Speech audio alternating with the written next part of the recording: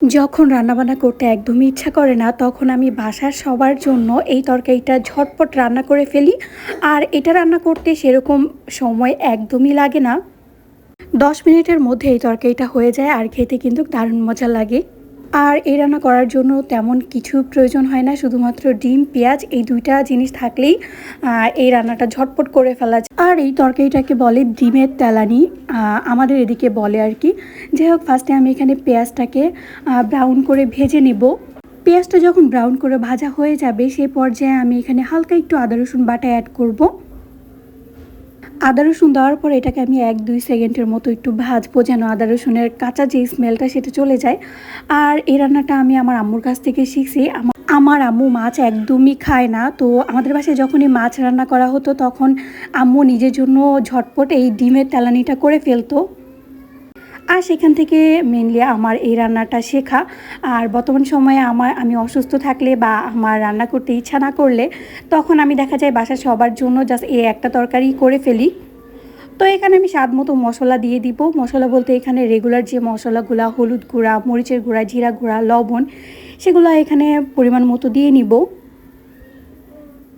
সব মশলাগুলো পরিমাণ মতো দেওয়ার পর আমি এটাকে ৫ মিনিটের মতো একটু মশলাটাকে কষায় নিব। কষানোর ফলে যেটা হয় আর কি, মশলার যে একটা কাঁচা স্মেল থাকে সেটা অনেকটাই চলে যায়। মশলাটা কষানো হয়ে গেলে এখানে আমি পরিমাণ মতো পানি দিয়ে নিব। আর এই তরকারিটা রান্নায় পানির পরিমাণটা একটু বেশিই দিতে হয়। আর ঝোলটা যখন বলক আসবে, সে পর্যায়ে আমি এক এক করে প্রত্যেকটা ডিম এখানে ভেঙে দিব। তো আজকে আমি ৪টা ডিম দিয়ে রান্না করতেছিলাম, তো এখানে আমি এক এক করে ৪টা ডিমই ভেঙে দিচ্ছিলাম। ডিমটা দেওয়ার পরে এই জিনিসটাকে আমি জাস্ট ঢেকে রাখবো ৫ মিনিটের মতো।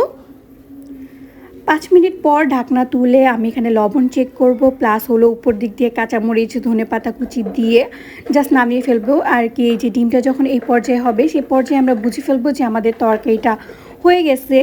তো এখানে আমি এখন কাঁচামরিচ কুচি দিয়ে দিব। সেদিন আমার বাসায় ধনেপাতা ছিল না, যার জন্য দিতে পারিনি। আমি কাঁচামরিচ দিয়ে এটাকে ঢেকে রাখবো আর চুলার আঁচটা অফ করে দিব। ব্যাস, ঝটপট রেডি হয়ে যাবে ডিমের তেলানি। এটা আসলে উত্তরবঙ্গের রেসিপি। আর তোমরা কে কে উত্তরবঙ্গে থাকো না, তারপরে এই রান্নাটা করে খাও, সেটা কিন্তু অবশ্যই কমেন্ট করে জানাতে পারো। আর যারা নাকি খাও না, তারা কিন্তু অবশ্যই আমার রেসিপি ফলো করে ট্রাই করতে পারো। আর আজকের ভিডিওটা তোমাদের কেমন লাগলো সেটাও কিন্তু কমেন্ট করে জানাতে পারো।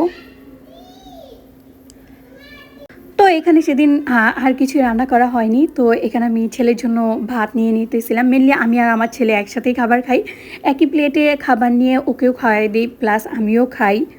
আর আজকের ভিডিওটা এখানেই শেষ করছি। ভালো থাকবে সবাই, আল্লাহ হাফেজ।